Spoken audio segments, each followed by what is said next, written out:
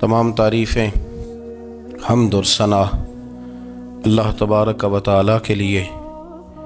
दुरूद सलाम नबी अकरम नूर मुजस्सम शफ़ी मुअज़्ज़म अहमद मुज्तबा जनाब हज़रत मुहम्मद मुस्तफ़ा सल्लल्लाहु ताला अलैहि वसल्लम की ज़ाते वाला सिफ़ात के लिए हम्द व सलात के बाद मुसलमान का ये अक़ीदा है कि हमारा खालिक अल्लाह है, हमारा मालिक अल्लाह, हमारा राज़िक अल्लाह।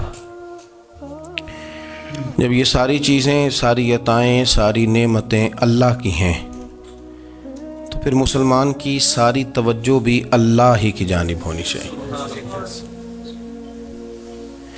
उसे कोशिश करनी चाहिए कि वो हर मामले में, हर मसले में, हर परेशानी में अपनी तवज्जो अपने रब करीम की जानिब मबजूल रखे। इंसान जब अपने इल्म पर भरोसा करने लगता है या अपनी अकल पर भरोसा करने लगता है या अपने ताल्लुकात पर भरोसा करने लगता है या अपनी दौलत पर, माल पर, सेहत पर, तो एक बहुत बड़े धोखे का शिकार हो जाता है। और इंसान जब इंसानों पर भरोसा करने लगता है तो फिर अल्लाह ताला उसे बाज़ौक़ात इंसानों के सुपुर्द कर देता है, इंसानों के सुपुर्द। और बहुत सारे ऐसे लोग भी होते हैं जो रब करीम को भूलते हैं और वो अपनी सारी तवज्जो इंसानों की तरफ, दुनिया की तरफ, दुनियादारों की तरफ कर लेते हैं। तो अल्लाह ताला फरमाता है फिर मैं उन्हें ये सज़ा देता हूँ कि वो मुझे भूलने निकले थे तो मैंने उन्हें उनका अपना आप भी भुला दिया, अपना आप भी। सूरह हश्र को देखिएगा, फरमाया वाला तकूनु कल्लज़ीना नसुल्लाह फ़अन्साहुम अनफुसहुम। उन लोगों की तरह न हो जाना जिन्होंने अल्लाह को भुला दिया तो अल्लाह ने फिर उन्हें उनका अपना आप भी भुला दिया। उन्हें अपनी भी होश नहीं रही, वो ऐसे मसाइल में घिर गए, वो ऐसी आजमाइशों में उलझ गए, वो ऐसी दुनियादारी के अंदर उलझे कि उन्हें अपना भी पता न चला। अब तो ढूंढता फिरता हूँ इकबाल अपने ही आप को, अब तो ढूंढता फिरता हूँ इकबाल अपने आप को, आप ही गोया मुसाफिर, आप ही मंजिल हूँ मैं। जब इंसान खुदा फरामोश होता है तो खुद फरामोश हो जाता है। हमारा बड़े ज़माने से तकिया है, कभी अमेरिका पर, कभी यूरोप पर, कभी बरतानिया पर, कभी मालदारों पर, कभी असले वालों पर। उसका नुकसान ये हुआ कि अपना कोई वजूद नहीं रहा, अपना कोई नज़रिया नहीं रहा, अपनी कोई सोच नहीं रही। ऐसे महसूस होता है कि कोई मंशूर नहीं, कोई दस्तूर नहीं, लगाम मुंह में है और उसका सिरा किसी के हाथ में है, वो जिधर चाहता है हमें घुमा लेता है। अल्लाह फरमाते हैं यूँ ना हो जाना कि तुम रब को भुला दो और फिर तुम्हें अपना आप भी भूल जाए। औलाइका हुमुल फासिकून, फरमाया ये वो लोग हैं जो नाफरमान है अल्लाह के, ये नाफरमान है।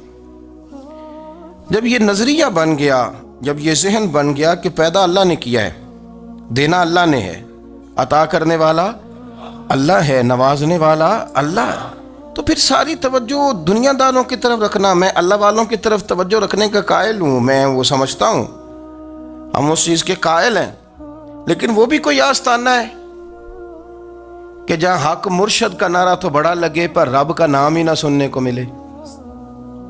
ये भी कोई बात हुई कि जहाँ ये तो नारा जोर से लगे कि जीवे जीवे मुर्शद जीवे, लेकिन इस्तिगफार का दर्स ही ना मिले। जहाँ हर वक्त ये बताया जाए कि यहाँ आ गए तो बच गए, कैसे बचेंगे? मेरे रसूल पाक अलैहिस्सलाम का दरवाज़ा सबसे बड़ा दरवाज़ा है, हुजूर का दरवाज़ा सबसे बड़ा दरवाज़ा है। लेकिन मेरे दोस्तों याद रखना, नबी पाक अलैहिस्सलाम ने भी लोगों को जब रास्ता दिखाया है तो रब करीम का रास्ता दिखाया है, अल्लाह का रास्ता दिखाया, अल्लाह करीम का रास्ता दिखाया, लोगों को रब की तरफ तवज्जो कराई। मेरे रसूल करीम सैयद आलम सल्लल्लाहु ताला अलैहि वसल्लम ने लोगों की अल्लाह की जानिब तवज्जो कराई और लोगों से ये कहा कि वो अपने रब करीम की जानिब अपना जहन रखें, अपनी तवज्जो अपने अल्लाह की जानिब मबजूल करें। मेरी बात को अच्छे तरीके से समझिएगा। इल्म अल्लाह तबारक व तआला अता करता है, تو اسے اللہ کی عطا ہی سمجھنا چاہیے۔ کچھ لوگوں کے پاس علم ہوتا ہے پر علم نافع نہیں ہوتا، وہ ٹامک ٹونجا مارتے رہتے ہیں ساری زندگی۔ علم کو اللہ کی عطا سمجھیں، اپنی عقل پر اپنے شعور پر زیادہ بھروسہ نہ سمجھیں، نظر اللہ پہ رکھیں۔ حضرت مولا علی شیر خدا کرم اللہ تعالی وجہہ الکریم سے کسی نے پوچھا تھا بڑا عالم کون ہوتا ہے؟ ہمارے ہاں تو اب وہ والے عالم پائے جاتے ہیں نا، اللہ ماشاءاللہ، جو ممبر پہ بیٹھتے ہیں تو دعوے ہی دعوے ہیں، ممبر پہ بیٹھتے ہیں تو دعوے ہی دعوے ہیں، اس طرح کے عالم ہمارے ہاں پائے جاتے ہیں۔ وہ ہر بات میں دعویٰ کرتے ہیں، میں یہ کر دوں گا، میں وہ کر دوں گا۔ یہ مزاج علماء کا نہیں۔ حضرت علی المرتضیٰ سے کسی نے پوچھا بڑا عالم کون ہوتا ہے؟ فرمایا بڑا عالم وہ ہوتا ہے کہ جسے مسئلے کا پتہ نہ ہو تو وہ کہہ دے مجھے نہیں پتا، میں پتہ کر کے بتاؤں گا، غلط بات بیان نہ کرے۔ امام مالک سے کسی نے کوئی مسئلہ پوچھا تو آپ فرمانے لگے مجھے اس سوال کا جواب نہیں آتا،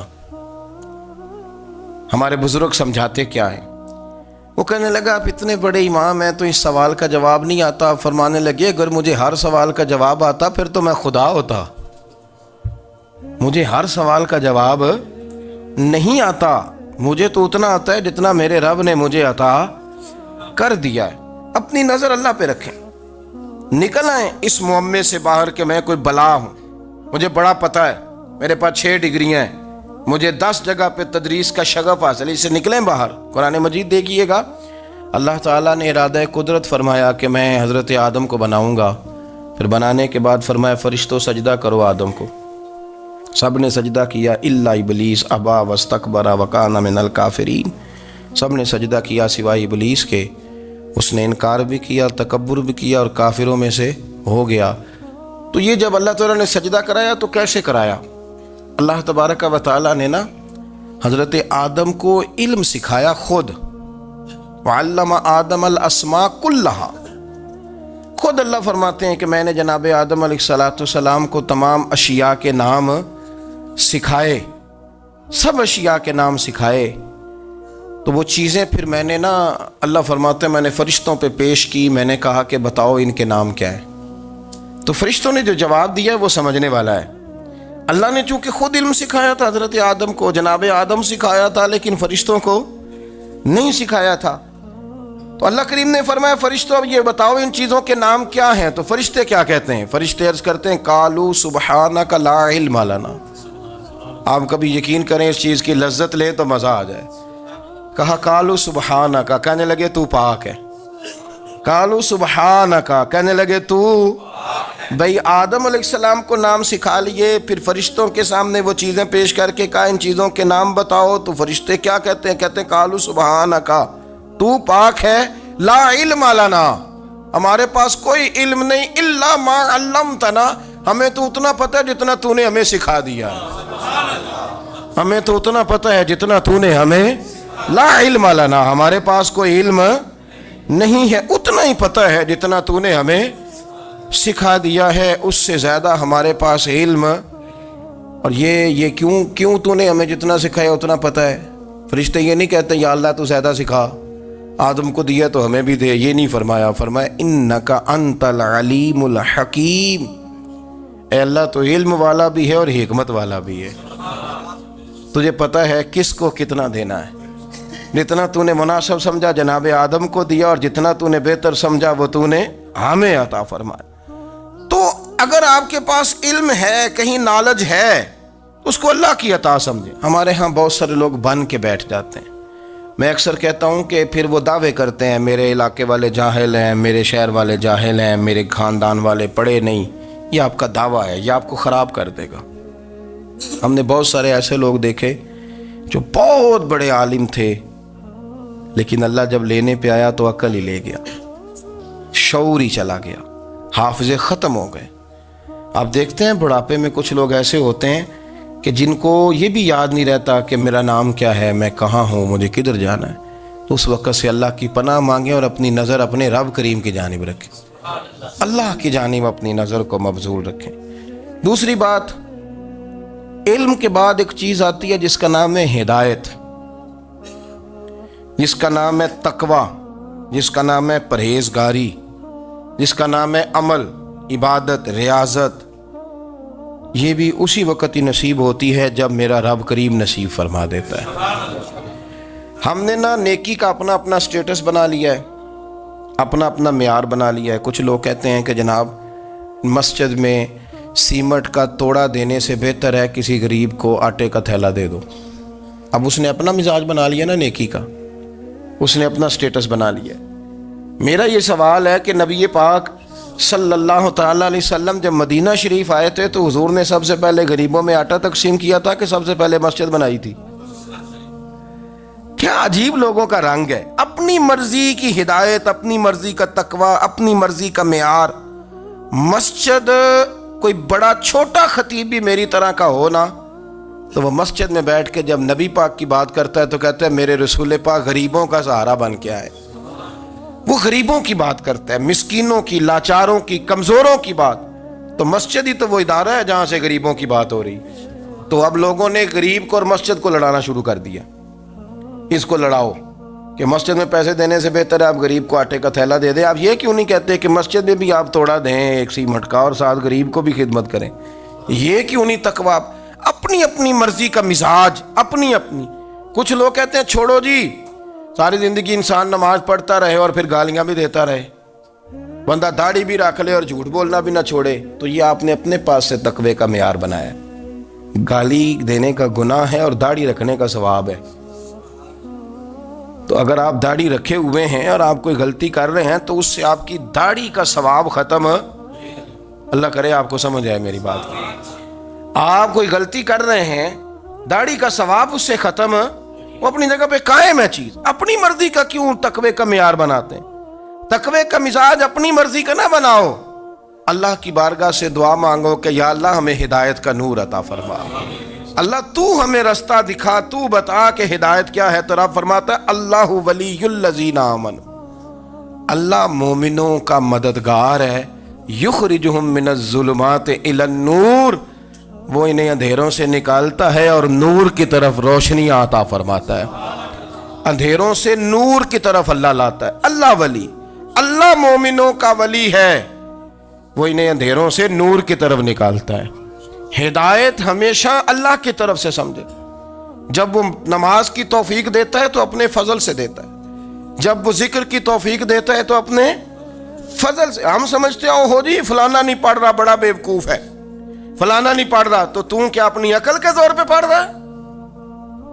میں جی اللہ کے فضل سے 2 سپارے پڑھتا ہوں، تو کس پہ احسان کرتے تو 2 سپارے پڑھ کے رویا کر کہ اگر مالک تو بڑا قریب نہیں۔ بڑے لوگ ہیں جن کو پورا قرآن حفظ ہے پر انہیں پڑھنے کی توفیق نہیں، تو انہیں فضل کیا اور مجھے توفیق دے دی ہے پڑھنے کی۔ رویا کر، پڑھ کے رویا کر، راتی ساری کر کر زاری، او نیند اکھاں تھی توندے تے فجرے اوہی گناہگار کہاون سب تو نیوے ہوندے۔ مہربانی کریں، ڈریں، نیکی کریں تو پھر ڈریں، پھر احساس پیدا کریں، پھر اپنے اندر وہ کمزوری لائیں کہ توبہ توبہ مجھے تو پتہ ہی نہیں، تو جانتا ہی نہیں۔ حضرت سیدنا امام اعظم ابو حنیفہ رحمۃ اللہ تعالی علیہ کے ساتھ ایک شخص کہتا میں نے نماز پڑھی، تو عشاء کی نماز تھی۔ یہ جو لوگ بڑے ہوتے ہیں نا، ان کے پیار کرنے والے بڑے ہوتے ہیں، ان کے گرد خوف بھی بڑا ہی ہوتا ہے، انہیں بڑا ڈر لگتا ہے، بڑی بعض اوقات آزمائش ہوتی ہے ان کی۔ عشاء کی نماز کہتے پڑھی تو امام صاحب نے نا عشاء کی نماز میں تلاوت کی آیتیں فَمَن يَعْمَلْ مِثْقَالَ ذَرَّةٍ خَيْرًا يَرَهُ وَمَن يَعْمَلْ مِثْقَالَ ذَرَّةٍ شَرًّا يَرَهُ، فرمایا جو ذرہ برابر خیر کرے گا وہ بھی قیامت میں دیکھے گا، اور جو ذرہ برابر شر کرے گا وہ بھی قیامت میں اس شر کو دیکھے گا، اس کے سامنے آئے گا۔ تو وہ شخص کہتا ہے کہ سارے لوگ نماز پڑھ کے چلے گئے تو امام صاحب رحمۃ اللہ علیہ نے اپنی داڑھی پکڑی، رو رہے ہیں، کہتے ہیں وہ ذرہ برابر نیکی کا بدلہ دینے والے، وہ ذرہ برابر شر پہ سزا دینے والے میری سفید داڑھی کو دیکھ، مالک میرے ذرے ذرے سامنے نہ لانا، لوگ تو میری بڑی قدر کرتے ہیں دنیا، میں تو بڑا پہچانا جاتا ہوں، لوگ تو میری راہوں میں پھول لیے کھڑے ہوتے ہیں، مجھے بڑا نوازتے ہیں، قیامت میں رسوا نہ کر دینا، میرے لیے مشکل ہو جائے گی۔ وہ کہتے ہیں میں نے امام صاحب کا درد دیکھا، مجھے کوئی کام تھا تو میں چلا گیا، میں نے کہا کہ وہ اس وقت اللہ کے حضور حاضر ہیں تو میں دوبارہ آؤں گا۔ کہتے ہیں میں تہجد کا وقت آیا تو امام صاحب وہیں بیٹھے تھے، اور ان کی داڑھی آنسوؤں سے بھری ہوئی تھی اور زور سے داڑھی پکڑی ہوئی، کہنے لگے مالک رسوا نہ کر دینا، قیامت میں رسوا نہ کر دینا۔ یار جو ہدایت یافتہ لوگ تھے وہ تو ڈرے ہوئے تھے، وہ تو سہمے ہوئے تھے، وہ تو کہتے تھے یہ اس کا فضل نہیں، اس نے بلا لیا، یہ اس کا کرم نہیں۔ حضرت باعزید بستامی کسی کافر کو دیکھتے تو رو پڑتے، کہتے مالک تو کتنا قریب ہے، یہ بے ایمان رہ گیا، تو نے اپنے فضل سے مجھے اپنے نبی کا غلام بنا لیا۔ وہ رو پڑتے۔ یہاں تو لوگوں کا دعویٰ ہی بڑا ہے۔ نمازی اللہ خیر فرمائے وہ تو دوسروں کو گھورتا ہے، وہ کہتا ہے جنت کا میں مالک ہوں، کنجیاں میرے پاس ہیں، میں کسی اور کو گھسنے نہیں دوں گا۔ اور اگر 2-3 حج کر لے تو پھر تو وہ کہتا ہے کہ اب میرے سے پوچھ کے لوگ جنت میں جائیں گے معاذ اللہ۔ اور اگر وہ 2 4 5 7 دفعہ کوئی نفل پڑھ لے تو پھر وہ کہتا ہے چھوڑیں جی سارے لوگ بے عمل ہیں، میں اکیلا نیک ہوں۔ نہ ایسا کریں، اپنی توجہ اپنے رب پہ رکھیں، اپنی توجہ اپنے معین الملت والدین، عطا رسول، ہند الولی، غریب نواز، خواجہ معین الدین چشتی، حضرت خواجہ اجمیر، شاہ اجمیر، والی ہندوستان، آخری عمر میں نا سارا دن روتے گزر جاتا، ساری رات روتے گزر جاتے، ذرا سی کوئی بات کرتا تو رو پڑتے، آنکھیں آنسوؤں سے بھری رہتی۔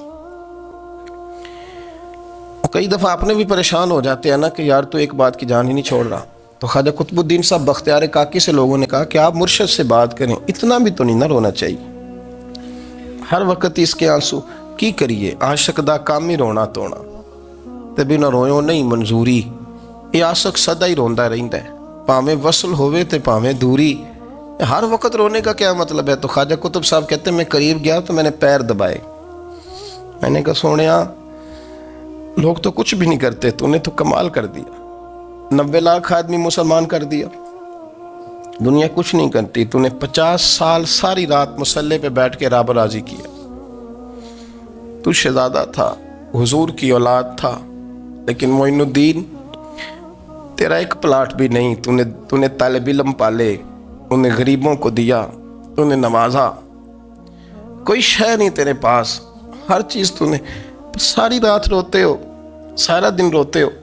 تو خواجہ قطب الدین صاحب کہتے ہیں میں نے جب عرض کیا تو خواجہ صاحب مجھے گلے لگا لیا، چیخ مار کے روئے، کہنے لگے قطب الدین پتر داڑھی سفید ہو گئی، جانے کا وقت آ گیا، جو تو نے نیکیاں گنوائی ہیں وہ ہیں صحیح میرے پاس، پر یار کی بارگاہ میں پیش کرنے کے قابل ایک بھی نہیں، تو بارگاہ تو دیکھ کتنی بڑی ہے، رسول کریم کی بارگاہ میں پیش کرنے کے قابل ان میں سے ایک بھی نہیں، تو آستانہ دیکھ کتنا بڑا ہے، کیا پیش کروں گا، کیا عرض کروں گا حضور کی بارگاہ میں، کس طرح؟ وہ یار جو بڑے تھے وہ تو ڈرے ہوئے تھے، سہمے ہوئے تھے، وہ تو بڑی آزمائش میں تھے، لیکن میرا اور آپ کا رٹا 2 نمازیں پڑھ کے 6 نمازوں کا دعویٰ کرنا اور لمبی چوڑی کہانیاں بنانا اور اپنے منہ سے اپنی تعریفیں کرنا، اس سے تھوڑا باہر آئیں۔ رزق بھی میرا اللہ ہی دیتا ہے، علم بھی اللہ دیتا ہے، رزق بھی۔ بڑے بڑے فقیروں کو مالدار ہوتے دیکھا، بڑے بڑے مالداروں کو فقیر ہوتے دیکھا، بڑے بڑے، میرے ایک بڑا سخی قسم کا سجن ہے، بڑا پیارا ہے، میں اسے سخی مانتا ہوں، میں نے اپنی پریشانیوں کے دنوں میں بھی اس شخص کو سخی دیکھا۔ ایک دن رات کو مجھے ٹیلی فون کر کے کہنے لگا کدھر ہو؟ میں نے کہا میں گھر ہوں۔ نہیں اکثر سفر میں ہوتے ہو نا؟ اور میں نے کہا نہیں، طبیعت کیسی ہے؟ ٹھیک ہے، بس حال چال پوچھنا تھا۔ میں نے سمجھائی، میں نے کہا یار یہ کوئی مسئلہ ہے، ورنہ رات کے 2 بجے کوئی حال پوچھنے کو فون تو نہیں نہ کرتا، کوئی مطلب ایسا تو مسئلہ نہیں نا؟ تو میں نے بیک کال کی، میں نے کہا یار میری بات سن، مسئلہ کیا؟ کہ نہیں کچھ نہیں دل کر رہا تھا۔ میں نے کہا میری گل سن، رہے ہیں اسی 4-5 سال کٹھے، میں تین جاننا، اصل بات کر۔ کہنے لگا مکان بھی بڑا ہے، سارا کچھ ٹھیک ہے، پر وہ بڑا ہی بے نیاز ہے، کچھ حالات اس قسم کے آ گئے ہیں کہ لوگوں کو بتاؤں بھی تو لوگ ماننے کو تیار نہیں، زیادہ نہیں، مجھے نا تھوڑے سے پیسوں کی ضرورت ہے، کوئی 15-20 ہزار اگر مل جائیں، میری ضرورت۔ آپ یقین کریں میں روتا رہا ساری رات۔ میں نے کہا مہربانہ تیرا کس طرح کرانگے، اس سے لے کے زمانہ استعمال کرتا تھا، پر بے پرواہی ویکھ نہ سجڑ دی، جتھے کسے دی پیش نہ جاوے، انہیں تاجاں والے در در رولے تے منگتیاں تخت بٹھاوے۔ سجنا کسے نو کارا مل دئی، کوئی کعبے خالی آوے. واللہ خیر الرازقین. وہ کہتے تو دائیں بائیں نہ جا، رزق تو تجھے میں دوں گا، میں ہوں بہتر رزق دینے والا. بڑے بڑے بادشاہ، بڑے بڑے شہنشاہ، بڑے بڑے لوگ، ہاتھوں میں کاسے، فقیریاں. ام ربیعہ کہا کرتی تھیں، بڑی نیک اور صالح خاتون تھیں. وہ کہتی ہیں کہ میں نا بڑے امیر آدمی کی بیوی تھی، اپنے شوہر کے ساتھ چھت پہ بیٹھی تھی تو نیچے فقیر مانگنے والا آیا. اس نے بڑے درد سے صدا کی تو میں نے اپنے شوہر سے کہا کچھ دے دیں. کہا دفع کر، ان لوگوں نے دھندا بنایا ہوا ہے. کہتی میں میکے سے بھی بڑا مال لے کے آئی تھی، میرے ماں باپ بڑے امیر تھے تو میں نے نا چوری اپنے خامہ سے نظر بچا کے باتھ روم جانے کے بہانے گئی اور نیچے جا کے 5 دینار میں نے اس فقیر کی ہتھیلی پہ رکھے.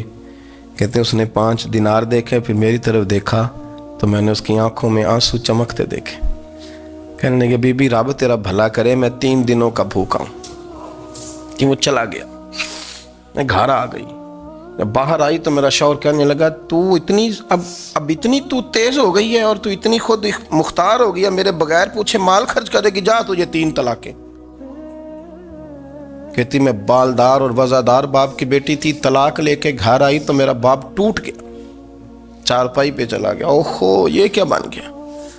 کہتی بڑی تکلیف رہی. 1-2 سال کے بعد میرے ابا نے میری شادی کر دی. اب جس شوہر کے پاس گئی وہ بڑا نیک تھا، پرہیزگار تھا، اللہ نے بہترین صلہ دیا. کہتی چھت پہ بیٹھی تھی، دروازے پہ فقیر آیا، میں نے شوہر سے کہا کچھ دے دوں. کہنے لگا 5 نہ دینا، 15 دینا، 20 دینا، میں فقیر ہوں، میں نے فقر سے دولت دیکھی ہے، اسے خالی نہ لوٹانا.